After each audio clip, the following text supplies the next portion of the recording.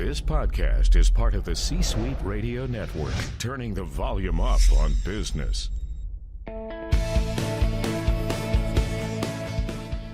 Welcome to the Business Power Hour, hosted by Deb Creer. Join us as Deb talks with her guests, experts in their fields, as they share real-life stories and techniques to power up your business. Good morning, good morning. I am Deb Creer, and I am passionate about giving professionals the tools that they need to make themselves and their businesses as successful as possible. And today we're going to be having so much fun because we're talking with a gentleman about having aha moments, and we really must do more of those. And so please join me in welcoming Mitchell Levy to our program today. Welcome, Mitchell. Deb, we had so much fun in the preliminary conversation. It's like, hey, maybe we should start. Let's hit the record button. And let's, by the way, we might have missed our best content. Yeah, we're not getting serious. We're just having more fun. We just now are letting other people share it. Right. And it's funny. People always ask me what I get out of doing my podcast. I get to meet some of the absolute coolest people and have some of the most fun conversations. Even, I've talked to lawyers, I've talked to tax people, not always the most scintillating conversations, but I still have a good time. And then, there are people like you. I know that, when it's going to be time up, we're not going to want to end. So, I guess that means we really should start rocking and rolling though. We should. Although what I will say, I'm not convinced if you do it right that you can have a really exciting conversation with a lawyer or an accountant, right? But because what those two professions have, which are really fascinating, is they have an overall view of a number of businesses. Right. So if you ask the right questions, you can get best practices from multiple industries and you can learn from that. Oh, definitely. I have to show you this. For those that are listening versus seeing, I'm holding up a piece of paper I got in the mail yesterday. It's I the saw that on Facebook. Woo! It is the That trademark from the U.S. Patent and Trademark Office, and I'm so excited to actually say I did that. And then one of my friends asked me today, so did you hire a trademark attorney or did you do it yourself? And so here's one of the things I thought I'd say. In your business today, there are 4 things you just fundamentally need to do. You need to know how to be a salesperson. If you're not a salesperson, don't be the CEO of your company, period. Right. And you're always a salesperson. Don't make faces at it. And by the way, if you want to be successful in any business, in anything you do, you want to get married, you want to go to dinner, you got to figure out how to be a salesperson. Now you also have to market, right? So sales and marketing, 2 different jobs are somebody's most important thing. The third thing is you got to really be a good project manager. You got to be organized. You got to get stuff done because otherwise there's just so much coming at us. We just don't get things done. And then the fourth thing is you got to have a little bit of lawyer in you. So I could have easily spent $3,000, $4,000, $5,000 on legal fees to get the trademark. But, it was one of those things I wanted to learn about it. I wanted to do it. This is not my first trademark I applied for. So I did it myself. And then when the government comes back, because they always come back and say, tell me about this and tell me about that, I just craft a really pretty letter. And so the thing is, if you snap your fingers and you're getting $500, $1,000 an hour, hire trademark attorneys. Otherwise, depending on you're less than $500,000 in revenue, or even between $500,000 and $1 million. So less than $1 million of revenue. It's not a bad thing to get a little bit of lawyer in you. I've signed over 1,000 contracts. If I had a lawyer involved in each of those, I'd still be paying off the debt. Right. Well, it's funny. Earlier today, I recorded a program with a lawyer, and we talked about trademark, actually because I had seen that you had just trademarked that yesterday. Oh, cool. And I have trademarked the Business Power Hour. Makes sense, right? Beautiful. And I admitted to him that I had done it myself also. And I could tell he was being polite and cringing on the other side. But, and obviously there are times where we do have to hire those people. Just like I tell people, I might be able to diagnose that I've got the sniffles, but if I need open heart surgery, I'm probably going to go to a heart surgeon. Well, I think the question becomes on something like that, you have to look at the total time spent. So I might have spent a total of 10 hours on a trademark, right? And so I knew up front that I wanted to learn, I wanted to grow. What it forced me to do before you actually even write what the trademark is about, you're going to research your competitors. Right. Okay, who are people with similar names? What Mhm. categories did they put it in? What verbiage did they use Mhm. that made sense? And so, by the way, just so you know, you should be doing that anyhow Mhm. as part of your Yes. business. And so what a lawyer would be concerned with is you not saying what you should have or not making it as broad as you could, or and I understand that. I also, because we are a done for you book publishing firm, Mhm. I'm concerned with how much time are you going to spend writing a book, and are you doing the right thing? So, Right. because we have a done for you service, so I don't mind when people write their own book. Mhm. That said, if you're in business to make money, the word writer wasn't one of those four things: No. sales, Mhm. marketing, Mhm. project management, and lawyer. Mhm. So if unless you're getting paid to be a writer, you should not write your own book, because Mhm. your time needs to be spent bringing in clients. Right. And it's one of those things, like, I love tinkering on my websites. They're all on WordPress. They're all on the same theme. And so then it is, okay, am I losing money because I'm having fun tinkering on my own website where I should hire it done? Or am I just having fun? And so I do kind of the combination. If I can do it fairly quickly, I do it myself. There are times where I know I have just, it's going to kill far too many brain cells.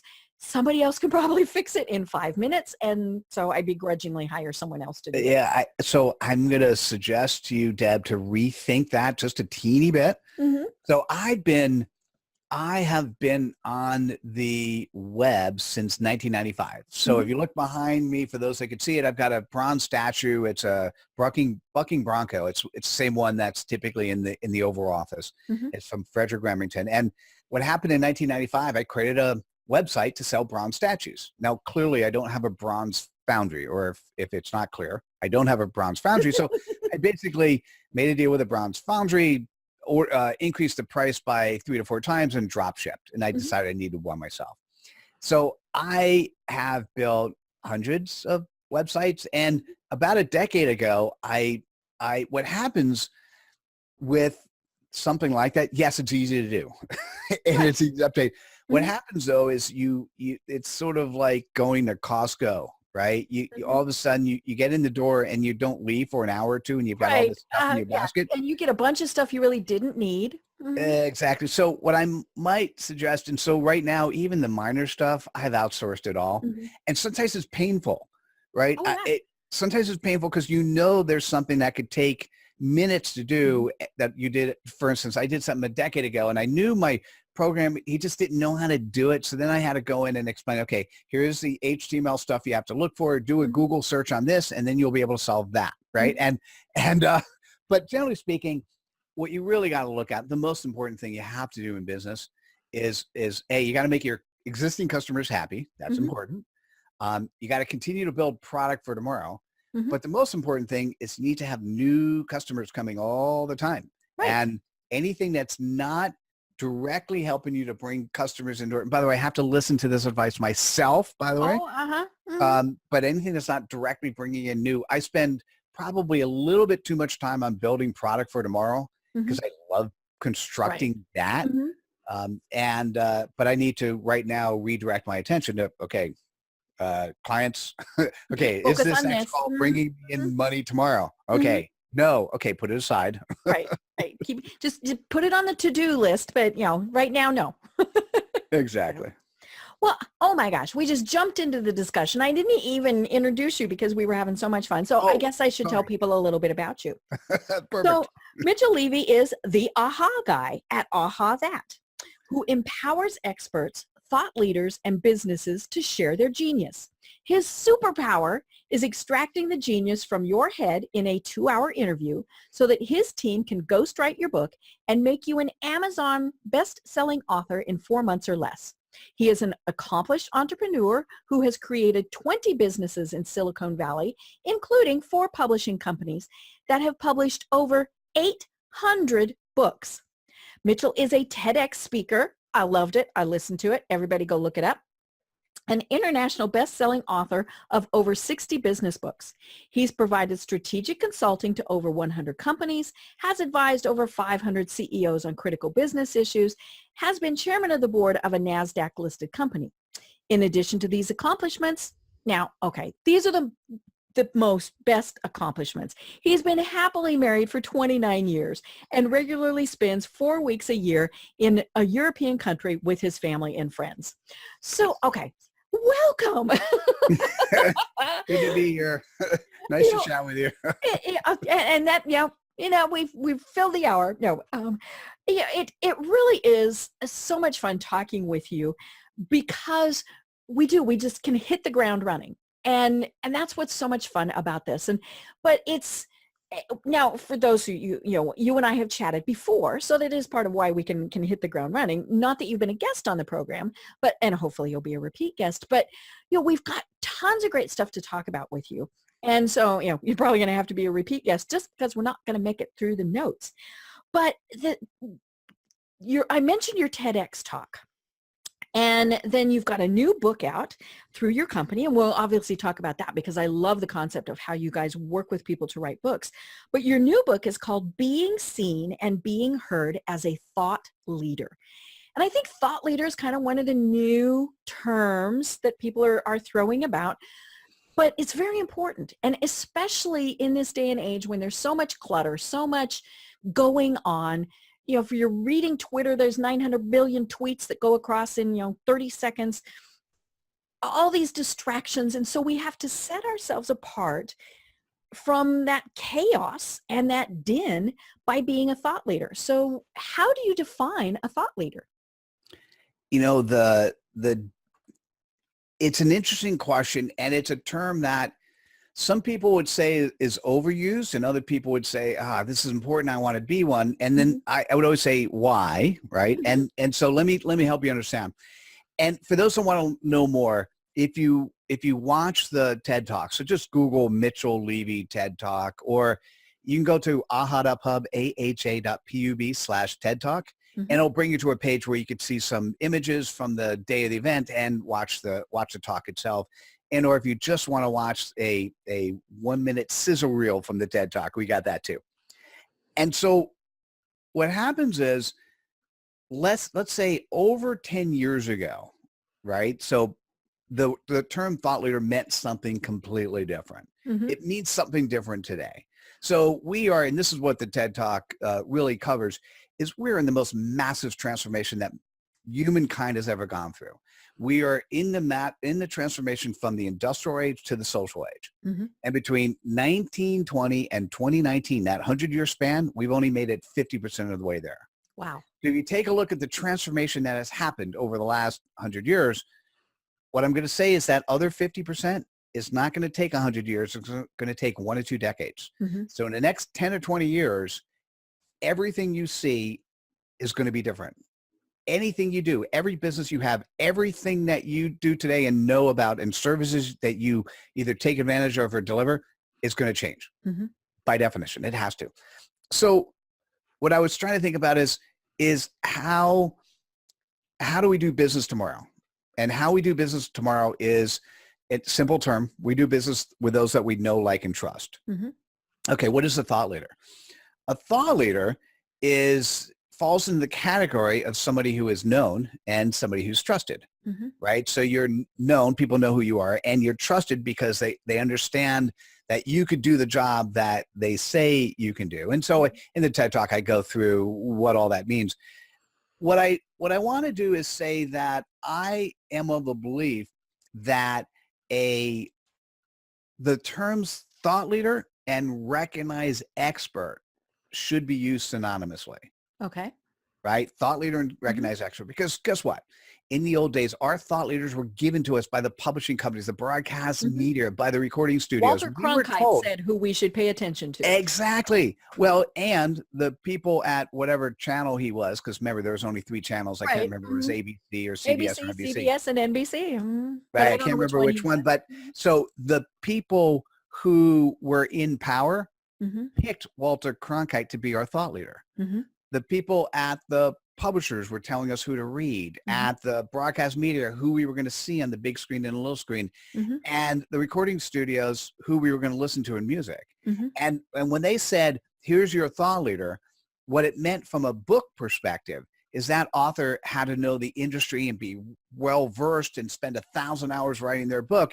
And they were then sort of put on a pedestal. And typically the thought leader would say jump, and their flock, because thought leaders back then treated their following as a flock, their flock would say how high. Right. All right. Nowadays, everyone has a camera, everyone has a microphone. The democratization of thought leadership has happened, period. If you haven't seen it, it's happened. Right. Anyone who wants to can build an audience. And whether or not you do it with verbal cues only, like a show like this, or you do it with a visual cues and you have a TV show or YouTube or whatever it is. And so what you need to do is be able to present information in such a way, content in such a way, wisdom in such a way, whatever it is, that there's an audience who follows you. There's an audience who's interested in you, an audience who wants to participate in you. So let's now step back. What is an expert? Let me give you the most simple definition of an expert. Somebody who is paid to provide a service.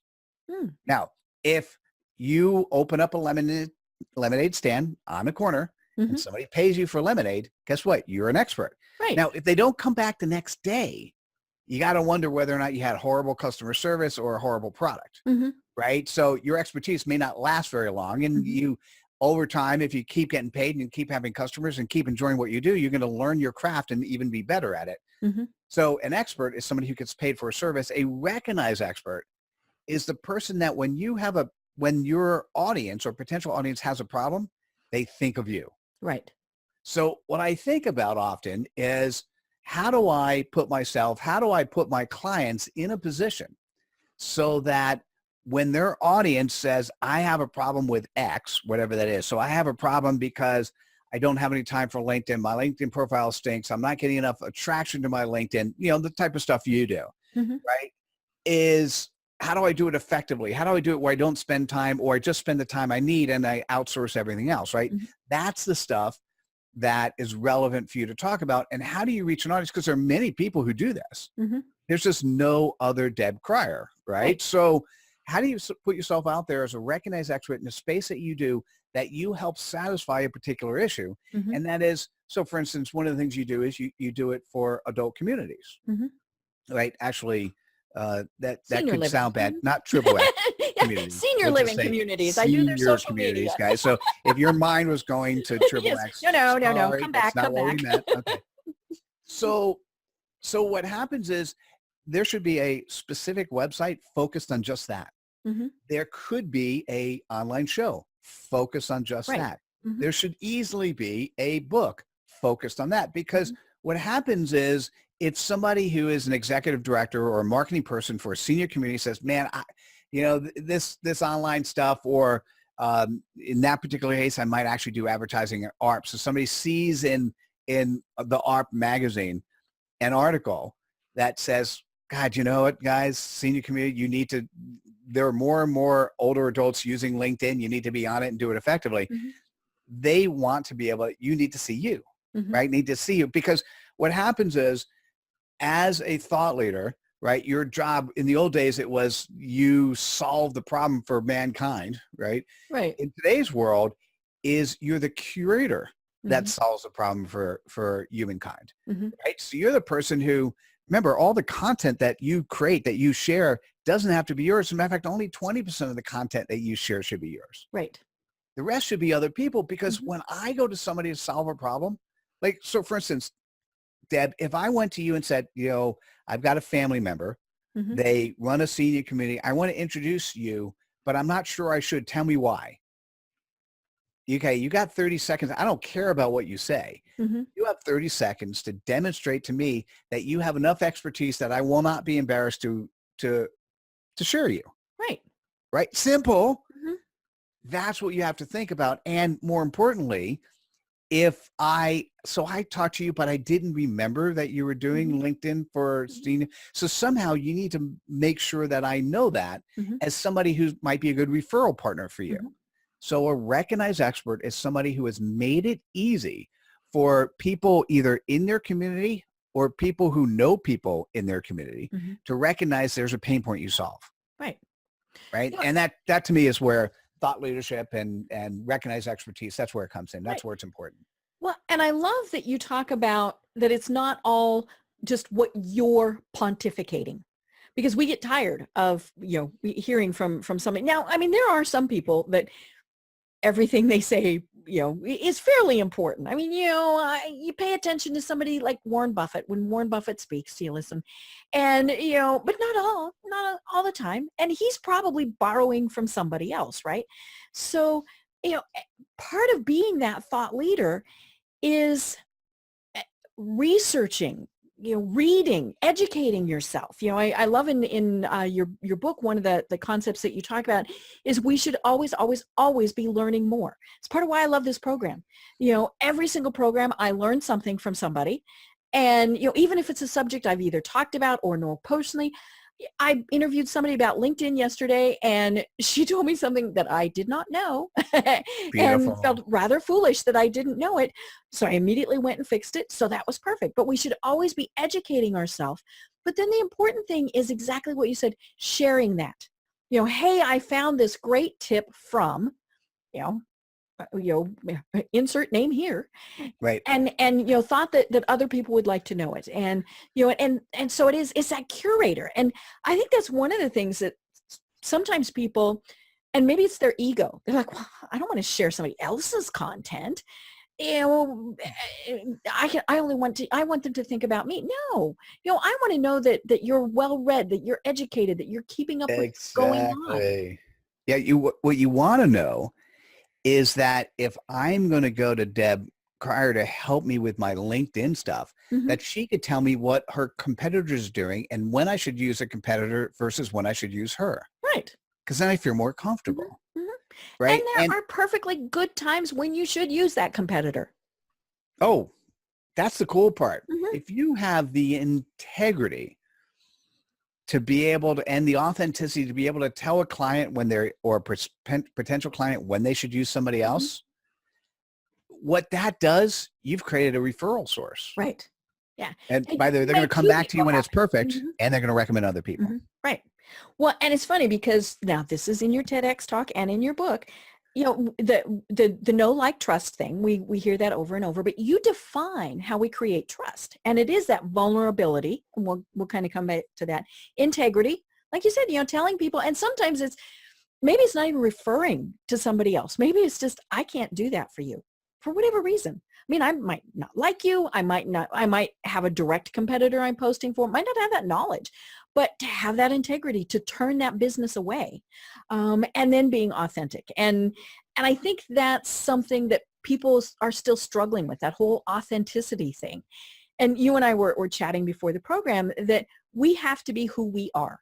And if that weeds some people out, okay, I'd rather that they get weeded out at the very start than, we get partway down the process and figure out, we're not supposed to be working together. Yeah, it's fascinating. I like the concept of the social age because in this, and by the way, if you really want to know what's going on, and I made this recommendation the other day, a guy I was talking to, I think he's in his 60s, starting something new for the older generation, blah, blah, blah. And I said, so how many grandkids do you have? How many grandkids do you have between the ages of 8 and 13? And he had 3 of them. I go, and when's the last time you talked to them? Do you use FaceTime? Right. And do you actually ask them how they use the internet and how they communicate with each other? And a lot of the answers were no, right? I said, well, the first thing you want to do is, whether you say it or not, pick up a mentor with your existing grandkids. Just say, hey, listen, I'm an old fossil. I didn't grow up in this stuff. What do you do? Show me how to do this. Show me how to do it. And what do you do? And then think about who else needs that and why they need it and what's important about it. And what's nice about that, that's, by the way, that's showing vulnerability. In the old days, your parents, your great grandparents, they would never tell you they don't know something. It's just not how we were raised. In today's world, here's what I do. It's very clear. It's very concrete. I'm either a good fit for you or I'm not. And one of the things, so I'll tell you, one of the things that I do, on the, so just, we'll step back before I jump there. We'll step back. The thing to be thinking about is it's it's vulnerability, making sure that it is okay to say you don't know something. It's integrity. And that is, if you're going to say you're going to do something to make sure you do it, that's where the project management stuff comes in, right? So you and I talked ahead of time. I promised to send you an email with some information in it before I go to bed tonight. Before close of business, you'll get that email, right? And then the authenticity is, and this is this is where you say people have a hard time. What I'm going to say is the person who you hear now is that same person I talk with when I talk with my wife, I talk with my son, I talk with my family, I talk with my friends, I talk with my customers, I talk with my prospects. It's the same guy, right? And yeah, of course, there's probably some things I don't want to publicly talk about, so I don't talk about them. I don't talk about politics. I typically don't talk about politics with the family, but with family and friends, I will. But publicly, it's not part of my brand, so I don't talk about it, right? And so the thing that's interesting, life is so much easier if you're that authentic self. If you're the person who you think you are, trust me, if you try it, and it's part of the TED Talk as well. If you try it, you're going to feel a lot more whole. And here's the other thing. You become a magnet to the people who need you for the problems you solve. Right. Really, really simple. And it's a challenge. We've seen recently, especially in the news, where people did some things that, they're not proud of. And it has come back to bite them. Now, there are always, I'm sorry, nobody's perfect.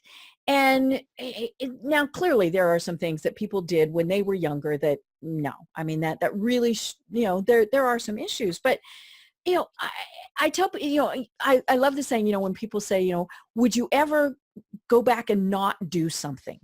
No. Everything I did has made me who I am today. Hopefully I learned my lesson from it. It's kind of like I actually really was one of those kids that stuck a bobby pin in an electric socket and, across the room. Hopefully I learned and never did that again. So there are things that better than your tongue. I know this is true. I grew up in Colorado. I didn't stick my tongue on the cold poles, but I knew people who did because of course we told them to. But part of who we are is what we have done in the past. And so, but I think people are afraid of that now because it's, how are they going to be judged for what they did in the past? So they're back to and nobody's I don't see perfect. it. Deb, I don't see it. What I see, and it's a great segue into kind of what I do with books, right? What I see is if you're straightforward of who you are, if you do things like, I think one of the books I showed you, which was sort of so much fun, is a book called, so I'll tell you the book and then we'll go into what we do. The book called It's You're Crazy. How the hell are we going to do that? Right? That's not your normal title. No. But let me tell you what this book is for. It's a guy by the name of Joe Phillips. Joe runs a set of CEO networking groups in Southern California. He has 20 seats at the table. So he is often asked, because he's been doing it and he's got a great career and good background, he's often asked to speak and be in front of CEOs, and people go, how do I get in your group? Or how do I get involved with that? How do I be a good CEO? He wanted a tool which was an educational piece. He wanted a tool which was a credibility piece. And he also wanted a tool which was a screening piece. Because what happens is he's got 20 seats. When a seat opens up, he's got more than enough people who are actually interested. Right. And one of the things he could say now is, hey, did you read my book? And then he could go, and by the way, tell me about your employees. Because if you're not willing to be the type of CEO where your employees say you're crazy, how the hell are we going to do that? You don't belong at a seat at my table. Right. Because that's the culture that he has for that mastermind group. It's the culture that he would like you to install in your company. Right. So what's fascinating is what we do with books is I'm actually truly bringing out the authentic person. Mm-hmm. And the person I want to bring out, the person who I'm looking for, I actually call it a CPOP. It's a customer point of pain. So what you need to think yourself, and Deb, based on our beginning conversation, because you got 3 CPOPs. Mm-hmm. So you may want to pick 2 to focus on, or 1 to start, One. right? Mm-hmm. Or try to come up with a more generic one that covers all 3 audiences, right? Mm-hmm. But there's a little bit of conflict. If you really think about the 3 audiences, there's a little bit of conflict with some of them, right? Mm-hmm. So you want to think about, as a practitioner, whether you're selling a product or a service, is what is your CPOP? Who is your customer? Mm-hmm. And what pain point are you solving? Mm-hmm. And for me, when we do the 2-hour interview, and I use we generically, right now it's Mitchell Levy does a 2-hour interview, Pulling Your Genius. The we is, I have a team of graduates who have graduated from the That Writing School. They actually write the manuscript. Mm-hmm. So what I do, okay, just not hit myself in that. What I do, what I'm trying to do is pull out your genius. I'm trying to pull out the real you that is the CPOP you truly solve for your client. Because what happens, imagine, and this is where, and I'm gonna hold up my book. So you imagine it's a picture of me. It's orange color. It's a picture of me on the front cover. It's a half-face picture. And imagine if I have 10 or 15 seconds to introduce myself in front of a crowd. What I'm going to do is I'm going to say a bunch of credibility statements. And at the end you go, oh, I want to know about this guy, right? Because imagine most of the time when people stand in a crowd, I'm a best-selling author, I'm a coach, I'm a speaker. That doesn't say anything, particularly if you're in a room of coaches. Authors, yeah. Mm-hmm. Right? So here's what I'll say. Mitchell Levy, global credibility expert, TEDx speaker, and international best-selling author of the book. And I'll typically hold up the book and then I'll say, of the book called Being Seen and Being Heard as a Thought Leader. I don't need to say anything else. Because what happens is I've given a book. If you're in the audience, you're like, I kind of want to be seen. I want to be heard. I want to learn about this thought leadership stuff. You may talk to me. And I've written 62 books. So what I'll do is I'll hold the book that's most relevant, right? I've got another one here. This was done from the organization that you're also part of. It's called the C-Suite Executive's Guide to Success. So the C-Suite network, of which this show is on, has 50,000 members. There happens to be 200 C-Suite network advisors. So what happens in this book, there's a subtitle, and right on the cover, it's the C-Suite Network Advisor's Guide to the C-Suite Executive's Guide to Success, right? It's their support. So I went ahead and asked 200 of their members, what makes a good C-Suite exec? And what's fascinating is I've got a list of 40 of them who responded who are all part of this book. And so now there's a book where you've got 40 of your peers. And when you're sharing it out, it's like, oh, here is an executive guide to success. And now, by the way, here's what you do with a book. Our books have 140 bite-sized quotes, 7 blog posts. You come up with a quote that's the most powering, the most influential, the most interesting. And so when you hand somebody a book, notice I use the word, when you hand somebody a book, don't foolishly think that your job is to write a book and sell lots of copies. No. Your book is to write a book, or in our case, have somebody write a book for you based on your content, your information, your interview. Have a book that you then hand to your prospects. Now, when you hand somebody your book, you make sure that they know what page is relevant for them. So what aha message is most relevant. And you do a autograph that's personalized to them. Because then it's special, right? So my book, Being Seen and Being Heard as a Thought Leader, aha number 4 is absolutely my favorite aha message. So let me share with you what it is. So somebody says, what's a thought leader? Maybe one of the things I should say is next time somebody asks me that question, Deb, I'll answer it differently. I'll say, hey, let me read your quote from my book, because that tells you what a thought leader is, right? And so what aha number 4 says is good thought leaders are at the top of the mountain. Great thought leaders are at the bottom of the mountain, helping others climb up. I love that. What does that mean, right? And you say to yourself, am I good or great? Am I helping other people climb up and solve whatever problem it is that I help other? Or am I just sort of sitting on top of the mountain preaching answers and hoping people think about things, right? It's if you could make a statement in 3 to 4 seconds that causes the other person to think or even completely transform what they do, that's beautiful. That's what aha messages are. That's what you need to get pulled out. Right. And I love the concept of your book. So let's focus on that a little bit, and then we'll, we're going to have a lot of fun with this no matter what.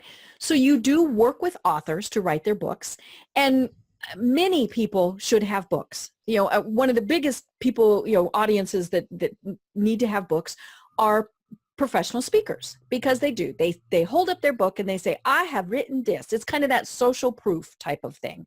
And then there's, all these people. I have people all the time. I've been dealing with having cancer for 3 years, and it's one of those, just in many cases, absolutely hilarious things. I mean, if it could go wrong with me, it did. But there's been so many funny things too. I mean, all sorts of stuff. And at least once a month, somebody says, you are writing a book, right? I'm like, yeah. And I don't journal. I mean, that's definitely not me. So that's, so people are always being told, oh, you should write a book about. I talked to somebody the other day who has 9 kids. He should write a book, right? And so you have this service that basically ghostwrites or helps, depending on the level of support that they need. But I love this concept of the 140 just small snippets. And each one of them are basically things that you can share on social media. The really cool thing is you give people the ability to do that for free. Hello, for free. So for the people who are going, I never know what to share on social media. I don't know. Okay. Just go to Aha That. And that's one of the things right there is there's all this great curated content that helps you become that thought leader. Here we are. We're circling around on this, but it was, you, as you said, you've written, several of these books. They're fast reads, and there's space on each one for people to write notes. Now, I didn't do that because I was reading the digital version, and, I tend to get a little cranky if I write on my own computer screen. But here's how you could take notes, which is interesting. So if you go to ahathat.com, platform, free to use, free to share, ahathat.com. And just, I just got a registered trademark for Aha That. So I'm excited about that. So, what happens is there are 47,000 pieces, 47,000 aha messages, 47,000 quotes, and the platform is free to use, free to share. So if you want to take notes, Deb, what I do is when you see an aha message you like, share the entire aha message, but before you hit share, add more to it. Like particularly if it's on LinkedIn or Facebook, then say, okay, here's from this book. Let me tell you what this means to me, and just document your notes, but do it online in social media. I mean, it's a win-win. You're sharing it. You're sharing what it means to you, and your audience is going, oh, I get that. Right. Well, and, so you are getting your thought out there. So for the people who think, well, I don't want to share somebody else's content, fine. Share, but then say, this is why it moved me, why it made me think. This is why I wanted to share it. Right. And so that's great.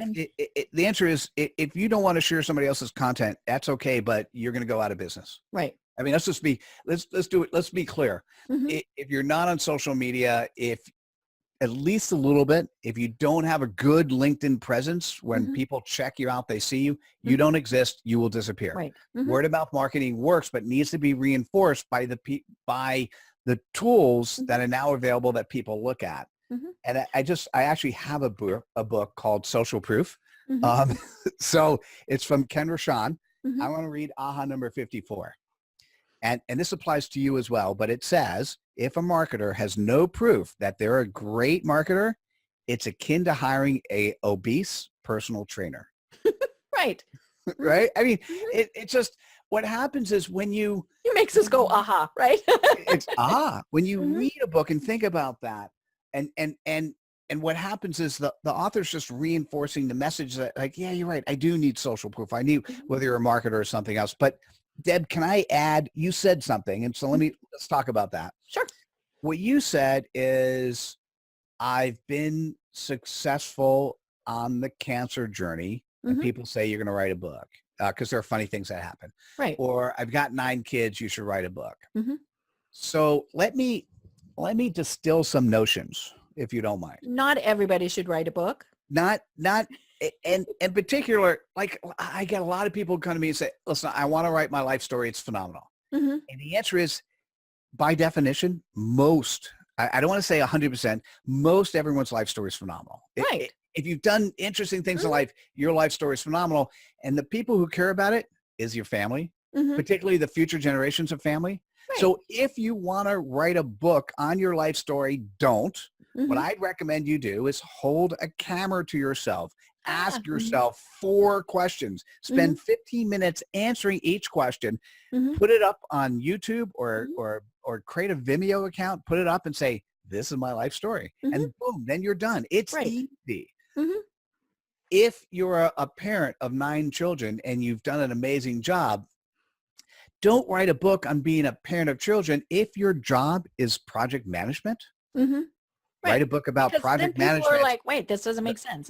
Write a book on project management. And by the way, I'm good at what I do. I've got 9 kids I've got to manage. I manage them every day. Right? The book that you write, and this is where it's really tough, and we'll use something that's not personal to you, Dan, is as we get older, we sometimes have parents that age and need to be taken care of. And I often have people come to me because their parent just passed away and they spent 5-6 years, they stopped their lives to take care of their parents. They go, man, I've got all this expertise and I just made it so much easier for my mom or dad to live. I want to write a book. And then, so here's my first question. So because you don't monetize on book sales. Right. So if you're going to spend all this time and effort of your life writing a book, then how are you going to make money off of it? Do you want to open up a home to help other retired people? Do you want to go around the country and talk about taking care of people? In that case, who's going to pay you? And typically all the answers to that is no. And the answer, once again, my answer is don't write a book. Right. There's lots of other ways you can save your memories. Here's the concept. The concept of a book, it's a credibility piece. It's really simple. If you have a problem that you're solved that you're particularly good at, or even if somebody keeps telling you to write a book, what you want to think about is, what is the reason why these sort of people would hire me? And then if you could take what you've learned, where you have expertise, and write a book whose title is either, I call it the CPOP or the anti-CPOP. So it's the customer point of pain that they demonstrate, or the results of them solving their pain. That's the title of your book. That's what's worth writing about. Because if you have an asset that when you're at a cocktail party and you just say, oh, by the way, my publisher did an Amazon bestseller campaign. And by the way, we bundle that into our books. So our Amazon did a bestseller campaign. And you know what? I hit international bestselling author in 4 countries. And what book? What's the title of your book? Or in the cocktail conversation, oh, I wrote a book. You don't have to talk about how you could sell yourself if the title of your book sells you. Right.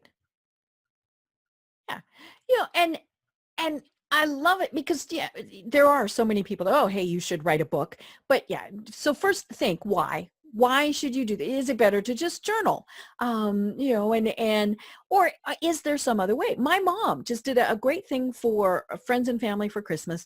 My father was a character. I mean, he was, you know, this great guy. He actually passed away.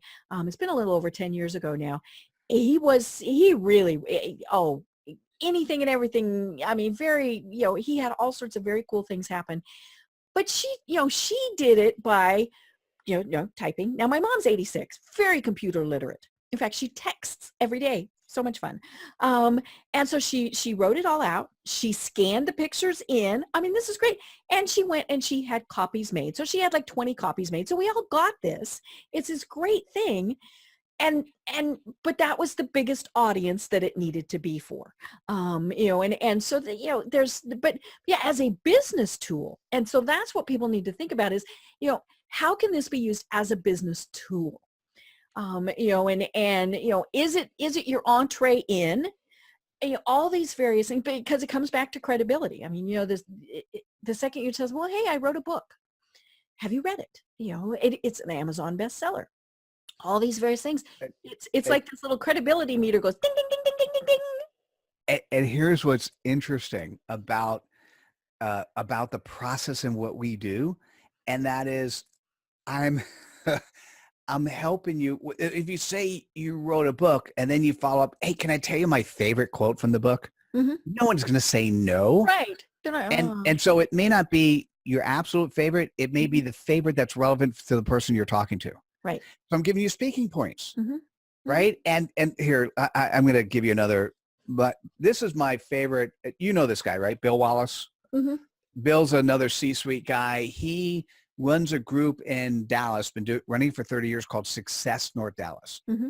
Bill had a 50,000 word manuscript, and he was sitting on it for 5 years because it just didn't feel like him. Mm-hmm. So he went through the process. We did the interview. We created the book. We launched it late last year. It was absolutely beautiful. And I've curated over 150,000 aha messages. I'm going to share with you my favorite. This is by far my favorite aha message of anything ever done. Mm-hmm. And it's from Bill Wallace's book. And it's the book called Being a Catalyst for Success. And what I'm going to say, and I'll say this ahead of time, so I'm setting expectations, so maybe I'm setting them too high.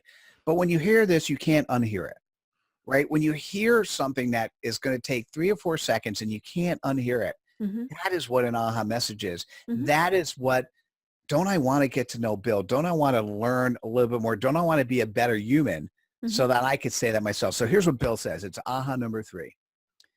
It says, living a good life is determined by the smiles that appear on the faces of others every time they see you, and they keep that smile after you've gone. Aw. Simple, Mm-hmm. straightforward. Mm-hmm. But a guy who's a servant leader who's teaching companies on how to create companies you want to work for and you want to do business with, Right. you got to read Bill's book. Mm-hmm. And he's just an amazing human. And so that's the thing that's fascinating is how do you take the concepts, which are you, and package them into small bite-sized formats. Now, if you're really good at that, you're doing tons of Instagram stuff, you could write your own book. If you're not as good at that as you need to be, that's what we do is we'll pull that out. That's what our writers do is I'll pull it out in a conversation because, Deb, I listen in aha messages. Mm-hmm. So as you're speaking, I mean, you know this as a radio host. You know this as a public speaker. You know this as particularly a TV. You got 2 minutes on TV. Mm-hmm. You got to have 3 or 4 aha messages and figure out which one's most appropriate because that's what or a 3-point list or just something crisp. Mm-hmm. So if this is not something that's your expertise, that's one of the things that we just deliver essentially for free is we're giving you the messages that you then use to help attract people to you because it comes back down to people need to know you, like you, trust you. And if you could say something that resonates in their head, they not only know you, they'll remember you. They'll like you if you do it in a nice way versus a rude way. And the trust is, oh, this person gets me. And it's in their book. Oh my God, I got to talk to them. Right. Well, and one of the things that really caught my attention are these bite-sized pieces, because I think when people are thinking, I have to write a book, they're thinking 50,000 word manuscripts, and all those various things. But people, you just said it, they don't remember the 50,000 word manuscript. They remember a sentence here, a sentence there. So why not just have 140 of those that, maybe 2 or 3 resonate with somebody. So I'm looking at the ones for your book. And so one of them is being a thought leader is about how you can help people and be of greater service to others. And that was written by Teresa D. You've co-written this book with several. And so, just these short little things that people can remember. Now, obviously it depends on your business, if as to whether you can even do this. But because you might be in a business where it doesn't, but there's very few of those. Right. I was gonna read one. So listen, guys, this may not be you. This is a company we're working with. It's called Microfocus. They do IT operation automation. Now, if we're going to talk 10 minutes on this, God, everyone would go away. I'm going to give you 3 or 4 seconds. The book is called Next Generation IT Operations. They had an event Which sounds boring, right? Yeah, it sounds boring. And there was an event they were at yesterday They had 200 copies with them. The books went way before, even before lunch, all 200 books were gone. They started taking cards so they could get more books, Wow. right? Mm-hmm. So, this may not be terribly intriguing to you, but what it does is it helps fine tune their messaging. Mm-hmm. So they do automated tools to help you manage, like if you're using Amazon Web Services or other cloud-based services, they have tools that help you manage that. So, by the way, this is random. I just turned to AHA number 81. Mm-hmm. It says integration and automation go hand in hand. Your tools need to be integrated first before implementing automated remediation for better and faster results. So what it's and if really that's saying something is, you do, you're like, aha. yeah. and it's one of those obvious things, because what it's basically saying is don't automate before you figure it out manually. Mm-hmm. Right? And, Right. and it's like, oh, but yeah, of course. Right? And Well, and it's not industry specific. I mean, that's pretty much anything goes with that. And I think that's the thing that's fascinating, is it all of a sudden the author, and what we did is we took 3 people who actually work for the company, and they're all 3 co-authors. Mm-hmm. We're now doing a updated version of that book. So that book was not on, we did not share that with a distribution channel. Mm-hmm. So if you want to do a book like on corporate culture, I would recommend like the Zappos book, you put it on the distribution channel, have everyone have it. But in this particular case, they wanted the first draft out for this event. We're doing another draft where we now are getting forwards from both customers and high-level execs inside the company. Oh, okay. And so the book that we actually distribute in the book channel will be the one that's the updated one after getting some feedback from others. Once again, what we're looking at is not spending a couple hundred hours or 1,000 hours and years of your time wasted because you're not sales and marketing writing your book. What we're talking about is putting out an asset that will get people to talk about you, get people to interact with you, learn, grow. And as you learn and grow, you can modify it over time. And basically, and I think we talked about this even before our conversation, this is what's important for most people. And it's another aha moment. Many things you do in life, the journey may be more important than the destination. Right. Whether it's writing a book, whether it's getting a degree, whether it's going for professional certification, whether it's helping a client, because if you do it right, you're going to learn, you're going to grow, you're going to meet it. How about doing customer testimonials for a client, right? If you're in that business. Right. The journey is so beautiful because you're meeting all of your clients, which may also be interested in your service. Now you can't sell them directly. Right. But if you had a book, what you're doing. if you had a book that said how to do great customer testimonials, well, then you say, hey, do you mind if I send you my book in case you're ever interested in that? And by the way, you're great at what you do, right? And once again, you're not selling, you're just sharing information that when they need it, you've made it available and easy for them to have. Right. Yeah, because we talk all the time about, on the program and in life and all those things, we can't be salespeople. Nobody wants to be, and so I think that's why when we say, you're in sales, we all make faces at it. There's bad ways to do sales and there's the good ways to do sales. And we need to learn more and more about how to be that good salesperson. I love the business people who say, well, I'm not in sales. Okay, then how do you get new clients and new customers if you're not in sales? Well, I don't like sales. No, everybody's in sales.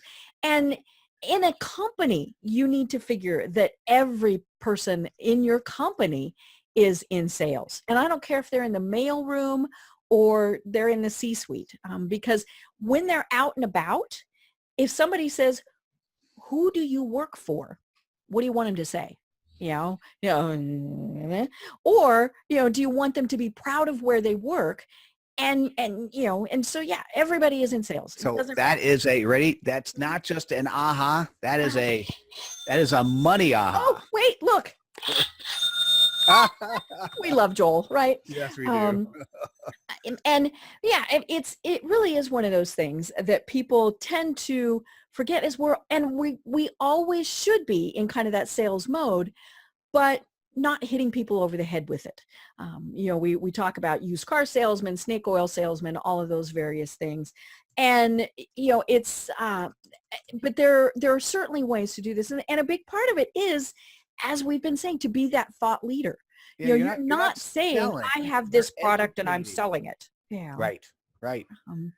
But yeah, and again, I love the content that you guys provide, this sharing of content, because that is probably the biggest thing when I am working with people that they tell me is, we don't have time. Where do we get stuff to share? I don't know what to share, and all I see out there is crap. So, to have this great content from all of these fabulous authors already created, we're definitely going to hit that 80% of, is somebody else's content. And it's great stuff. I do 3 times a week. I share quotes. Some of them are very personal quotes. I mean, I shared one today that was talking about even broke crayons still color. And yeah, I'm like, right? Yeah, it's somebody else's quote. It's not mine. But but people who know what I've gone through definitely know that is something that is applicable. Some of them are just funny. I mean, I've got one that is, I'm a small business owner. And so if you hear me talking to myself, don't interrupt because I'm having a staff meeting. Beautiful. Things like that. But there's also inspirational things that I'm sharing. And so I'm sharing other people's content. And then when we share our own, we've already made ourselves reliable and credible, trustworthy, believable, all of those various things. Yes, exactly. Oh, holy cow, we've come full circle, which is good because we're almost at the top of the hour. Oh my gosh. And we didn't even get through all of my notes here. And so it just obviously means that we have to have you on again. Deb, I think we should consider doing an anthology book together where we support you doing that. Mm-hmm. And why don't we use one of our episodes, depending on where we are in the anthology, to either talk about it. Maybe it's already done, or maybe we're partway through, but we can educate people while we're doing this and what would happen is you would talk about the stories, right? Because people think about this silly anthology thing, and they're thinking about the destination, not the journey, right? So if you're one of the people in the destination, you're thinking, oh, okay, when I'm done, I'm going to have a book, and then the book's going to change my life. Well, it doesn't, just, right. Because if you do nothing with your book, nothing's going to happen. Unless you're J.K. Rowling, no. Unless you're J.K. Well, if a tree falls in a forest, did it really fall? If an author writes a book, even an anthology book, did they really write a book? No, unless you do something with it. Right. Okay. The other thing is, the person doing the anthology, don't think about the end destination of the book. Think about how many cool people do you meet along the way, and what stories do you learn and grow and garner, and how could you help them be successful? Because if you're helping them be successful, they're going to want to help you and potentially be clients of yours as well as other things. And it's just a nice journey. So sometimes that little road gets a little bit bumpy, but it's a heck of a lot of fun. And if it's not a heck of a lot of fun, then we're doing something wrong. And that is one of the things that people have told me, that with, everything I've been going through physically, I make people laugh. I mean, I have literally had people, when I'm going in for my various surgical procedures, that have said they're going to wait to give me the happy gas because they're having fun talking with me. Yeah. And because they can't imagine you getting happier. I know, and oh yeah, they give me happy, and somewhere somebody probably records what I'm saying on happy gas. Is probably not good. But yeah, and I tell them they have a very serious job. And if I can make them laugh, then, that's great. And, so it's fun. And I joke, they do that, what's your name and what's your birth date? And I look at them and I smile sweetly and I say, Anastasia Beaverhausen. And then some of them get really upset with me. Like, oh, fine, here's my name. But you kind of have fun with it. Doesn't matter what's going on. I went in for my 12th procedure recently. I was still like this. I mean, you go in joking and you carry on, and they're like, okay, this is fun. But yeah, so we got to have fun with it. And along the way, share our knowledge and become those thought leaders so that people are thinking, hey, this is somebody that I really want to get to know better. So be yourself, be authentic, and make it easy for people to not just want to like you, but want to share you and be comfortable doing business with you. Mm-hmm. Right. And if they're not, for whatever reason, that's okay too. You know, you mentioned politics. You know, the people who share their political views, some of them I want to work with, some of them I don't. That's okay. You know what? You know, might be religion, might be what football team they're rooting for. You know, we just had that big game here in Atlanta. And, you know, so yeah, it's okay to not be liked by everybody in the world. I'm with you. Okay, Mitchell. So we are at the top of the hour. Oh my gosh. You know, like I said, we definitely have to have you on again. But in the meantime, how do people find you and connect with you online and learn more about how to work with Aha That? So let me give you a couple URLs. So I'll be quick. So if you want content to share in social media, go to ahathat.com, ahathat.com. If you want to either write yourself or have us write for you, go to ahathat.com/author. Mm-hmm. And that's where we have a 3-step writing process, and also how to, if you want to schedule time with me, there's a link there where you can actually get to my calendar and schedule time. If you want to listen to Aha messages in addition to this show, 24 hours a day, go to ahathatradio.com. What we've done, we've taken our authors who have read their books and we stream them continuously so you can listen to Aha messages. Oh, I love that. And then, thank you. And then if you want to reach out to me, go to mitchellevy360.com. That's my name, MITCHELL, last name Levy, 360.com. And what you'll see there is you can connect to me on the social media platform that you want to play on. Mm-hmm. So if it's LinkedIn or Facebook or Twitter, I also play on Instagram, Snap, Pinterest. So connect to me on the platform that you want to play on and ask the questions on. I'm happy to respond there. And that is mitchellevy360.com. Perfect. I love it. Well, Mitchell, I really can't wait to have you on again. And so it's going to be so much fun. But until then, I'm Deb Creer. I've been having a great time talking with Mitchell Levy, and everyone have a great day. Thanks. You too. Thanks for listening to the Business Power Hour, hosted by Deb Creer. Join us next time for more real-life stories and techniques to power up your business. You've been listening to C-Suite Radio. For more top business podcasts, visit c-suiteradio.com.